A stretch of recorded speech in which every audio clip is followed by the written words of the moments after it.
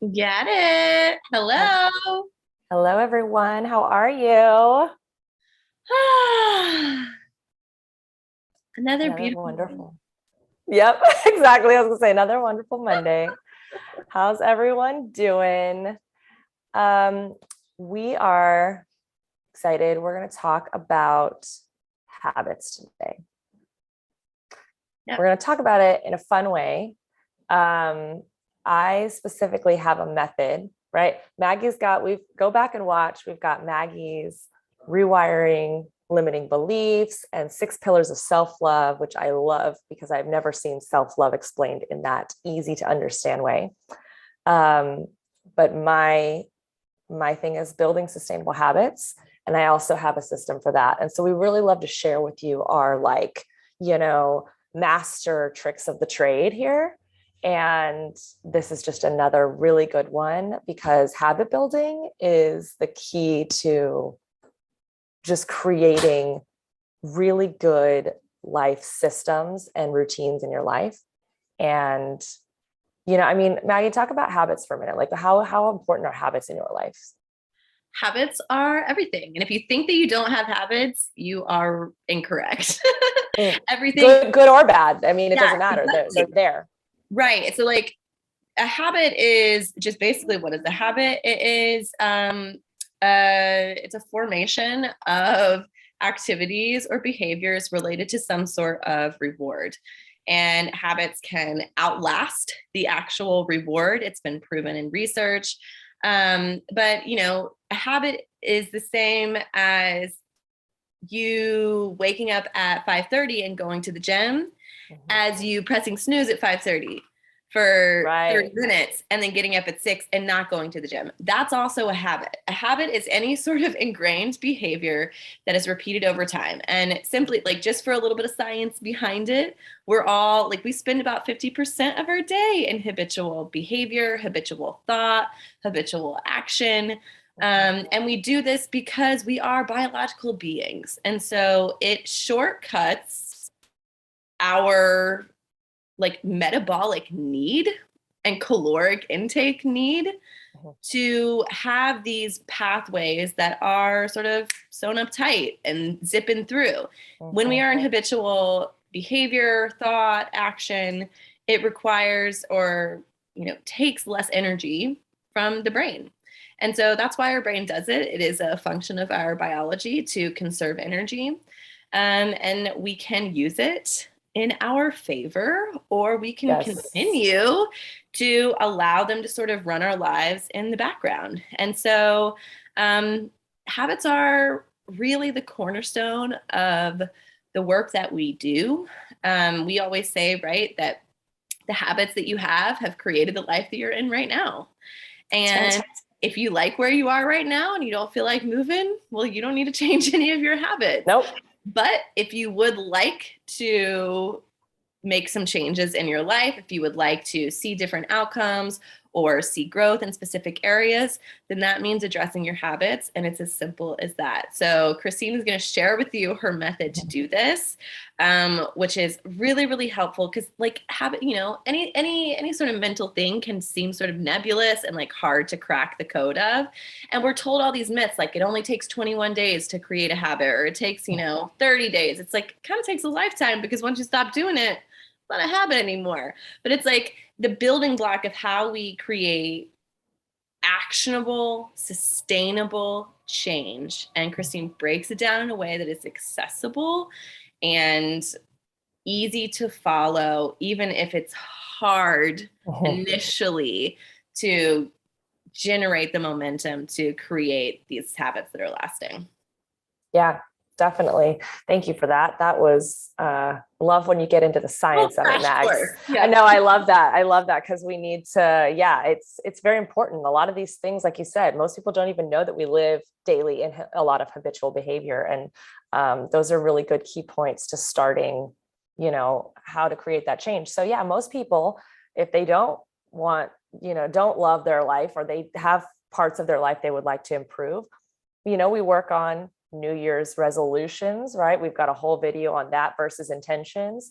And we always trying to create this like fresh start, but the problem is that there's no, a lot of people, I won't generalize, but a lot of people go into building new habits or removing bad ones, which means replacing it with a good one. They go into it with very little plan, very little structure, and they get discouraged the minute they don't start to see the results they're wanting. And the whole purpose of this, as Maggie said, to make it easier, is to have something to fall back on that you can really create the sustainable change you're looking for. And the reason I say sustainable, because some people, they say, well, is that, that word is very green. And I'm like, yes, but sustainability, right, is what we talk about in our regular coaching and in our academy, is the having more by doing less, is creating this longevity and permanent solutions and systems so that you can scale and always have these things to fall back on. Versus if you don't build as you go and really lock in these systems, that's, what do they say, that you're only as good as your weakest link, right? And so then everything will fall and tumble underneath. It's like a Jenga of life. And someone's going to pull out that block of that system that's not working, and everything on top that you've built is going to crumble. So we want to make sure that we're really laying these, really solid bricks down that are allowing us to build and have something solid to stand on. Yep. So the concept of my 5 method to building sustainable habits is with the intention of wanting longevity change. It's not just, I'm going to create this habit, I'm going to lose all this weight, and then I'm going to go back to my regular life. It's like, no. This is an identity change. That's what we're looking for. We're not just looking for the outcome change of like, I want to win the race, I want to lose the 5 pounds, I want to do this, I want to do that. You are creating a brand new identity shift of like, now I am this person who is 10 pounds lighter, or now I am this person who is a runner. I'm not just trying to win a race, right? This is a new part of who I am. And that is what creates the sustainable change. Yep.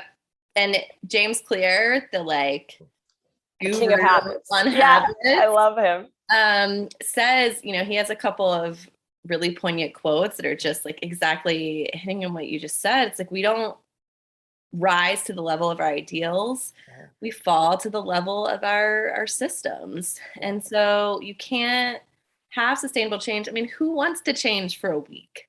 When we really think about change, that's why fad diets fucking suck and people hate them. And they're in these cycles of just, and the same with fad workouts or get rich quick schemes or, all of these things are just quick fixes. The stuff that's really important in life, you guys, takes time, it takes commitment, and it takes a real shift in identity, which I think is great about your system, is that it accounts for that. Because if we don't believe that we are somebody who can get up early and have a meditation routine and coach other people and, be and sort of the boss, then we're never going to step into that role. So it's really important to align these identity shifts with also the systems that we're trying to put in place so that we can have change that lasts for longer than 2 weeks. Absolutely.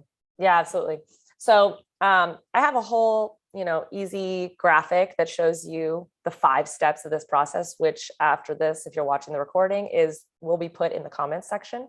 And so I'll go through it. It's called the NOEL Method. So N-O-E-L, it's my last name, and it stands for Newly Optimized Efficient Lifestyle.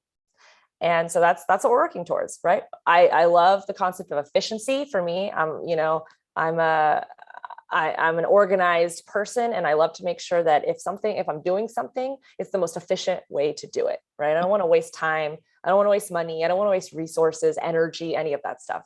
And we want this to be a lifestyle. Again, this is not just a 2-week change. This is not just a change for a specific event or an outcome that we're looking for. We're really wanting this to become the new version of us. This is our new chapter.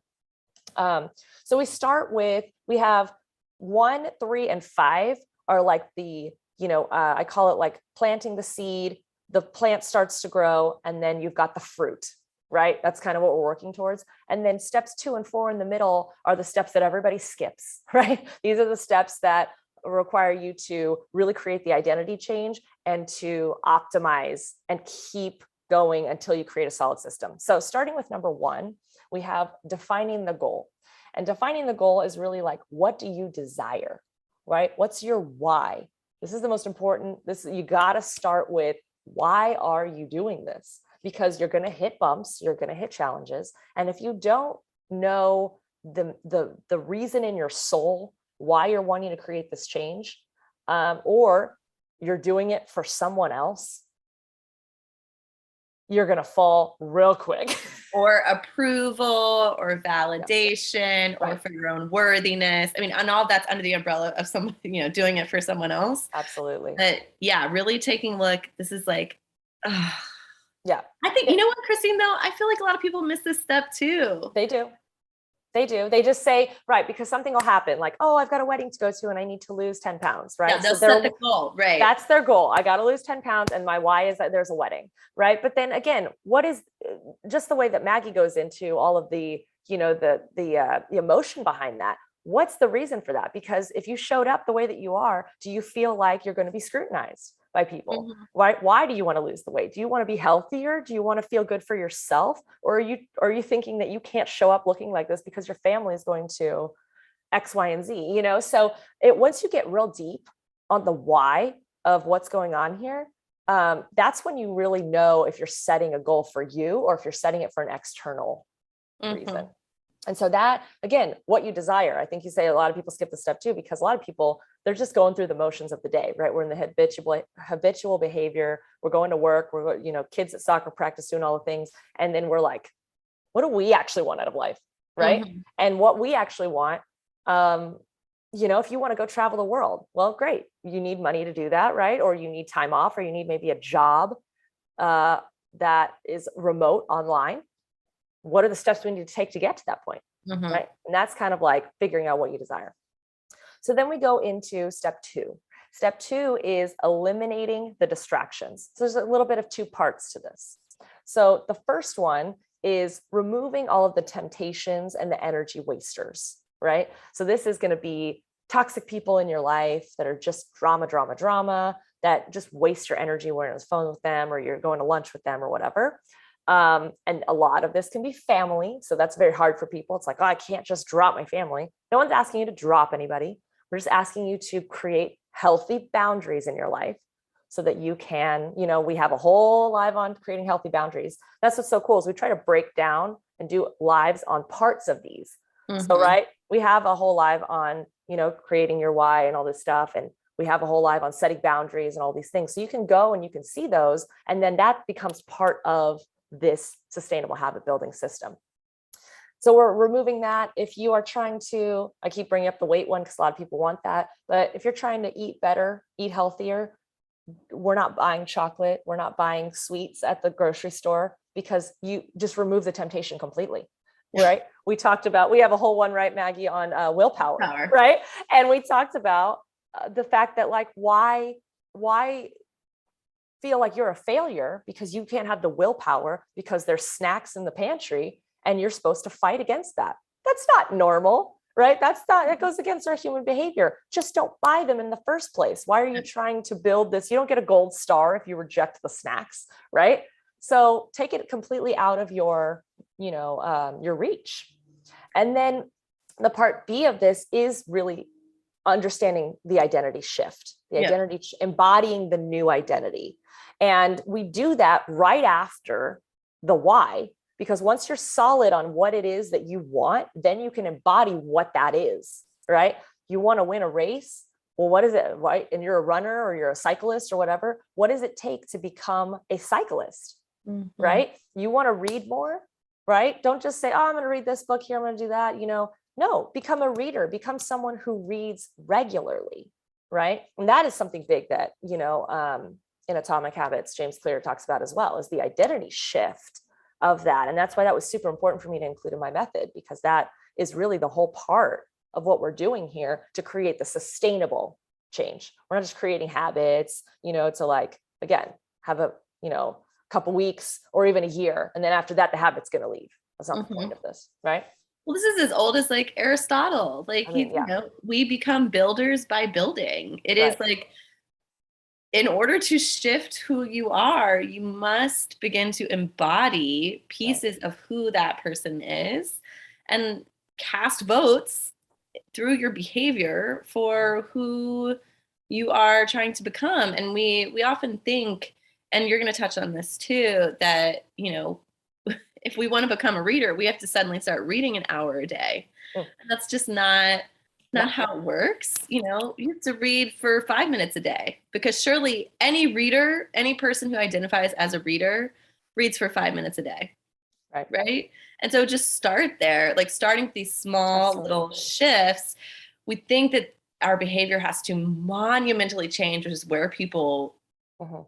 really fail. Like a huge reason that people fail by setting Yeah. unattainable goals at the beginning, before they've allowed their identity to catch up with Mhm. where they're at. So yeah. Yeah. And there's a huge mindset component with these two first steps, right? The goal, you're really setting in your mind what it is that you want to accomplish, right? It is a little bit more outcome based. But then when you get into step two, you're setting it in your mind of the new person you need to walk around and show up in the world as. So another Mhm. really good example I love to use, and I actually put this in our academy, is two people who are trying to quit smoking, right? It's something that I feel like is happening more and more, as far as like there aren't as many smokers anymore, which is Mhm. great. But this is such a very easy to understand metaphor. Is you have two people and they go outside, and one person is saying a third person is saying, hey, do you guys want a cigarette, right? And one of the people that is quitting is saying, no, I'm sorry, I'm trying to quit. And then the other person goes, no, I'm not a smoker, right? They're both trying to quit, but one of them is very, very clear that this is not who they identify as anymore. And by saying I'm not a smoker, that third person that was offering them a cigarette will no longer offer them. They're Mhm. completely cutting off the temptation, the source, all of that, because they are now embodying the new identity that this person has projected. Versus the other person's like, I'm trying to quit, right? It feels like there's an attempt there, Mhm. right? They're not quite on one side or the other. They're like, maybe if things get bad enough in a day, they may, have a cigarette. And then it's just going to heat. Some people call it the concept of quitting cold turkey kind of thing. But it's not even just about, I no longer do this. It's that this is not who I am. I don't want to be someone who goes outside halfway through the day and is around people who smoke, and I'm filling my lungs with smoke, and my car smells like cigarettes, and my clothes smell, and all these things. Like, there's so much to it. And again, that's just embodying the identity change. And right away, from day one, that they decide, I no longer am doing this. Yep. So the sooner the better. So then we go into step three, which again, like I said, of 1, 3, and 5, you've got the goal is the seed that you planted. This is what we're trying to do. And the routine, we now in step 3, we develop a consistent routine. This is the plant starting to grow, right? This is like, okay, we're building blocks here. We're getting some little seedlings, we're seeing some leaves, things are happening. And this is basically creating the plan that you're designing to achieve that goal, right? We want to repeat it. We're trying to create consistency. So for the workout thing, I always use this example of like, you got to hire a trainer. You don't have to hire a trainer, but there's a lot of free YouTube resources, things like that. But like, what are you going to follow to lose this Mhm. weight or to gain this muscle or whatever it is you're trying to do? Because I don't always want to say lose weight. I'm always someone who is in the gym trying to put on weight, right? We can have both, but you have to create a plan of action. And whatever that goal or habit may be that you're trying to build, you need to be creating the resources around you that are allowing you to be successful at this. And I Mhm. think, I think a lot of these steps, there are some that are skipped more often, but I think some people skip, different ones all the time. And some people they don't put things in place, right? They want to, do better with their nutrition, and then they don't buy the smoothie maker, or they don't, they want to do all this stuff. They want to start meditating more, and then they didn't get the app, or they didn't do this or whatever. And so they're always searching for it. So what happens is when they want to do it, now it becomes difficult. Like, it's not just readily available for me. So then I have resistance. Yep. And this is the part where, like, most people have a strategy, right? There is no shortage of strategies out there, Right. but we're missing integral pieces of this that allow us to be successful. And so in the habit world, it's talking about like increasing friction against things that you want to quit and decreasing friction against things that you want to begin. So with like meditation, if that's a habit that you want to start, you need to have the app downloaded. You need to know where you're going to meditate, and you need to have the meditation picked out before you ever sit down. Right. Like that's decreasing friction. So just in layman's terms, it's like, how can I make this as easy, thoughtless, effortless as possible? Where contrary, like, you know, if you want to quit smoking, it's like there are no cigarettes in the house. Right. You know, I have to go outside where it's freezing cold if I want to smoke a cigarette. Like increasing as much, Making like it more as difficult. hard as possible. Yeah.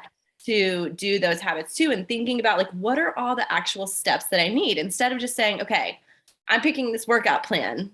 It's like, but where's the gym?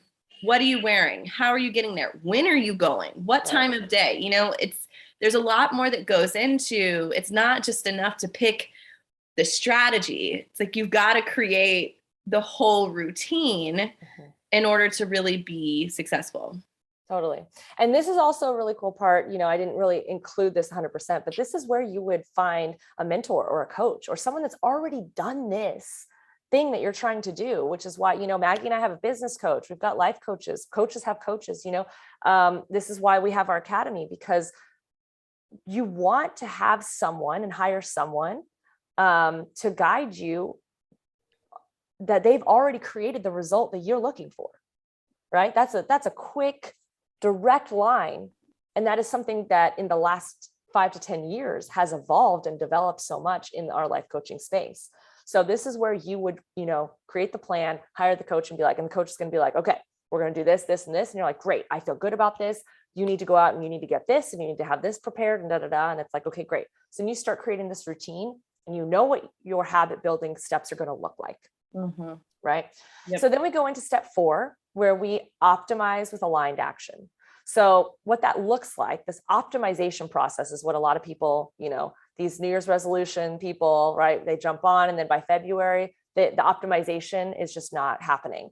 And we don't talk about this step enough. So what we're doing essentially here is we're adjusting the routine based on feedback results, and we're optimizing that as needed. So you have your coach, you have your plan, you have your routine going. You're consistent, I would say, for about, I would say 2 weeks. You really need to get a good solid data.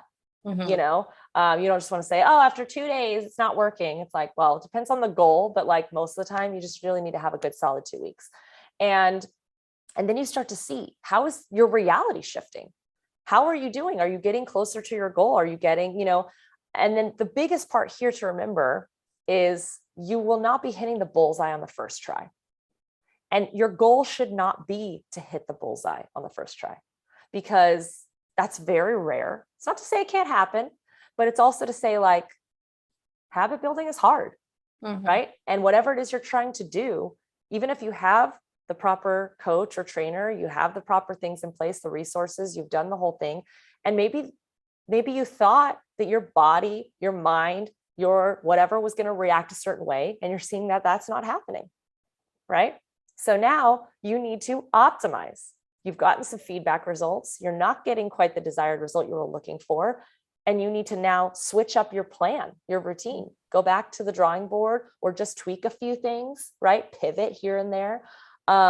Maybe you're pretty close. Maybe you're like 90%. You're like, oh my gosh, this is going very well. And you're like, but how can we get to that 100%, right? How can we make it just a little bit better? Maybe you're waking up a few minutes earlier, right? Maybe you're stretching a little bit more before the workout. Maybe you're eating, you know, some more extra protein after the workout because that's helping you with the weight thing. Who knows, right? Again, this is why it's good to have a mentor or coach, because you can have some guidance and accountability. It's huge. Well, it's also really important too, because like we are fed like, you know, a lot of stories about what we need to do and how we need to engage with habits in order to be successful. So a lot of times that involves waking up really early and sort of shifting your life like kind of on a head. Mhm. And you may find after a couple of weeks that like this really isn't working.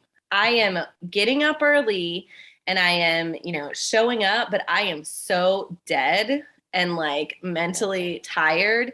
And you will notice like that's going to happen the first couple of days. But if it continues to happen for several weeks, it's like, it's not, the morning is not your time, man. Like, switch it to the evening, like do something else, reorganize your day in a different way so that you can attempt to do this at a different time. Because it's like going through the motions when you're asleep is not gonna render the results that you want from whatever practice you're trying to engage with or habit you're trying to create. So this is another part of optimization. Whereas, some people before would be like, oh, I'm a failure. I guess I can't create a meditation practice because I keep falling asleep, when it's really like, you shouldn't be waking up at 4:30. Your body doesn't want to, like, Right. do it at a different time of day. And so this is I think this is the piece that's missing from almost all habit literature, is like, acknowledging that sometimes the system that you created is not going to work for you, because we have a lot of ideas about what works for everybody else, but that's not necessarily applicable to us. Right. And so having the grace and the openness and the curiosity to revise the system instead of saying, fuck it. Right. And that's the way that, and continuing to do that, right? Because as you carry out a habit, your needs are going to change. And so, we're not static beings.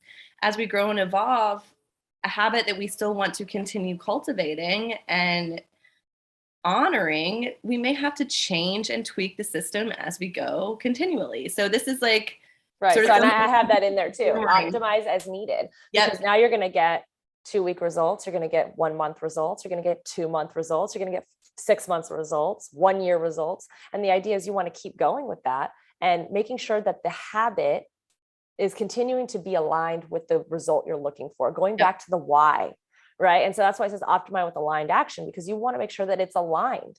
If it's not feeling aligned and it's feeling like, oh, I don't know why I'm doing this anymore, then maybe we need to switch and completely create a new habit. Maybe it was just working for that moment, or you accomplished everything and maybe it's not something you should be doing anymore. Who knows, but you have to constantly become, again, it's just like what we talk about all the time, the awareness of, you got to just like open your eyes and be aware and look for the signs and the red flags, and the green flags too. What's working? We always talk about the red flags, but like what's working, not always focusing on the negative, focus on the positive, and making sure that you're still walking in alignment with what it is you're trying to accomplish, and optimizing that habit to make sure that you get closer and closer to the bullseye. So then the final step is solidifying your system. This is where the fruit's going to grow, right? You've got your goal, your routine, your system. And once you're hitting that bullseye consistently, right? You got that muscle memory going. This has just become a part of you. This is who you are. You've now created this new identity around the habit. Now you've got a system. And now this is something that you can do, like they say, in your sleep with your eyes closed, all those things. And also, I think what I love to say here with entrepreneurs or, business owners, this is where you can start to really automate and delegate your life. This is where we start the process of the having more by doing less. Because now when you've started to create a lot of these systems, whether it be, maybe in your business, you have to write these long contracts, maybe you have to do, site consultations, you have to do whatever it is in your business you need to do, that doesn't necessarily have to be you. As long as they're executing your system, you can delegate that to an assistant or to, a specialist or someone, but they are executing your system. But in order for them to execute, because everyone always goes, well, they can't, I have to do it because it'll never be done the way I want to. This is where we eliminate that problem, because you have created a proper system that works every single time consistently. If you do it this way and execute it, you'll hit the bullseye. And then you can pass that on and train someone else to do your system. And now, boom, you've eliminated that from your from your time, you freed up that time, you freed up that energy. Mm-hmm. And that is a game changer. That is how these, millionaires and billionaires start to build and scale, not just their businesses, but their lives, because now they've created these habits, not only in their own life, but now they've passed those habits and systems onto other people. You know what I mean? And now they can start to automate. And again, in your life, we were talking about eating better, quitting smoking, losing weight, gaining weight, whatever it is. Those are obviously things that are affecting you directly. So these are the habits we're trying to put into our life, maybe waking up earlier, meditating, all of that. Obviously, that's not something you're going to pass on, but you can teach people that system. But I think it's important to know that also in your business, when you are trying to automate certain things, a lot of people just don't feel like they can add more to the plate without, and if I delegate, is it going to get done? I'm going to have to go back and do it again. No, use this same system to create a habit around whatever it is that needs to get done, and then pass it on to someone else. Mm-hmm. Yeah. And especially like when optimizing systems for your business, it's important to know how you do things. Mm-hmm. Like if you're thinking about like, how do I do this? And if you know how you do it, you can create a system around it. Mm-hmm. If you don't know how you do it, you're wasting time. Right. Because you're probably doing it different every single time. And so a lot of times, like there are these like kind of invisible systems in our lives and just the same way that there are invisible habits in our lives that we're not really aware of. And so bringing attention to the systems that we're already using is really, really important as we try to solidify them and work to create new ones or break ones that aren't working. And with business, it's an exercise in relinquishing control and knowing that if you are in charge of creating a system, that you can teach people how to do it. If you have locked the system down and it works for you, like you're special, but you're not that special. Other people are going to be able to do it too, right? And so it's like releasing some of this control, which is what you're talking about too, and being able to like have more by doing less. It's like, how many jobs are you doing in a day? Do you need to be doing all those jobs? Like, can other people be doing those jobs? And a lot of times we feel like no, but the truth is like, it is. Yes. Yeah. Because the whole concept of habits and why we live 50% of our day in habitual behaviors, because it's supposed to make our life easier. Right. Right. We don't want to be thinking about brushing our teeth, making food, doing whatever it is, all the things that we have to do during the day, getting in our car, right? We say we go on autopilot and we're just driving to work, right? These are things that we don't think about anymore. We live in that habitual behavior because this is things we have to do every single day. So we don't want to waste brain power on having to, single-handedly remember everything we have to do every day, getting dressed, doing those things, showering. But the idea is that a lot of that stays, first of all, you're staying in the comfort zone, right? You're not really growing. And then when we want to change things in our life based on if there's a new person in our life, or we have new desires, things like that, all of a sudden we have to switch up the habitual behavior. We have to change certain things. And that becomes a little bit difficult because we're so comfortable and used to being in this routine. But this is why we try to make it, you have to be intentional about this change. And so the first part is awareness, right? These are the pillars that we talk about all the time, is being aware of what the changes you want to make and why you want to make the change. And then start moving in aligned action with the intention that you're going to create sustainable change. It's not just going to be, again, that, quick fix, make money fast, crash diet, all those things. Like that's not what this is about. And this for us this is the future. This is what we're in right now. We're living in the future, guys. We got electric cars. We got, we're doing all the things. We got AI, we got crypto, we got all these things. And so the thing is that like, we're not just trying to do the quick fixes anymore, because we understand that doesn't work for us long-term. And emotionally, you're just yo-yoing yourself around. And that is so bad for your mental health, which is now getting a huge, platform, which as it should be and long overdue, but it's not good for the habit building and period. And it's not and it's not good for creating change that is going to last and that's going to create good results. Yeah. I think this is, especially when we approach habit building, we get a lot of like our failure wounds are triggered and our self-trust wounds are triggered, because if we've tried to generate a habit before and it's fallen through, then as soon as we try to start another habit, if we've done that for our lifetimes, right. We're not going to be in belief with ourselves or in trust with ourselves that we can actually create change and stick to habits. And so that's why this method is kind of a safety net for that, because it anticipates that you will fail. It anticipates that you're not going to get the steps right the first time. It anticipates that, it's likely you're gonna hit hiccups and things are gonna get challenging and their adjustments are gonna need to be made. Whereas before, it's either like it's a zero sum. It's like either you created the habit or you didn't. You were a failure. And so it's really important to not, to engage with the psychological identity piece of this work before you even get started, and allow the possibility of failure, which is going to happen, right? Of setback, of needing to recalibrate, of needing to optimize, expect for that.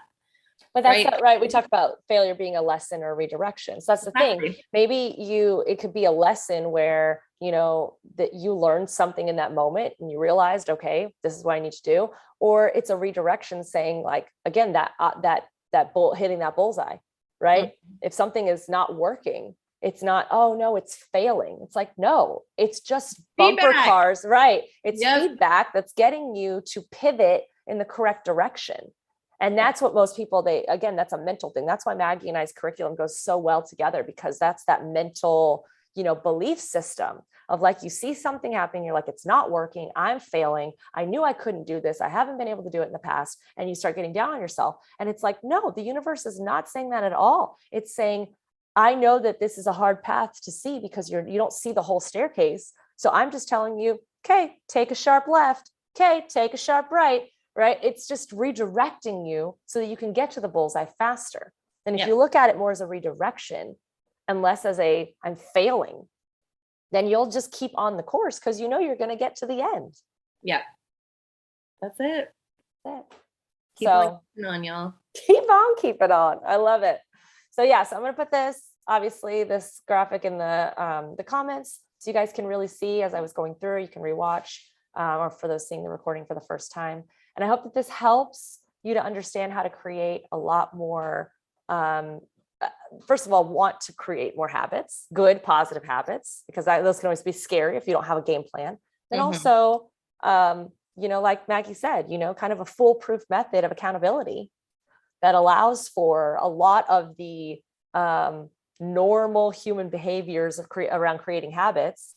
It accounts for those things, and it's there to be a cushion for that. Yeah. I mean, let's ditch the narrative of just like force change.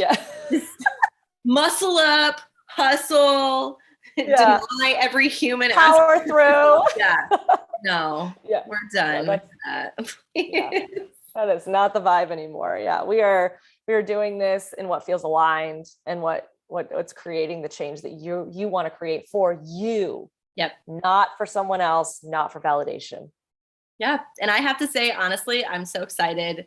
For me, like, I will be a mother in a couple of months. So I'm really excited to use this very system as I begin to like recalibrate my life and create new habits and routines in my own life, and just having a very like structured system to follow. It's helpful. And you guys, once you do it once, you're like, oh, this is it. This is how you get addicted to the good results and the change. And you're like, I can do it again. And it starts to build your belief in yourself. And so you have to work less and less on that identity piece each time, because you've already reinforced, you understand now that like failure is just feedback. It is not an indication of your capability or ability. And it's absolutely, it's just a reinforcing positive feedback loops. That's it. Absolutely. Awesome. Well, we love you guys, and we will see you next week.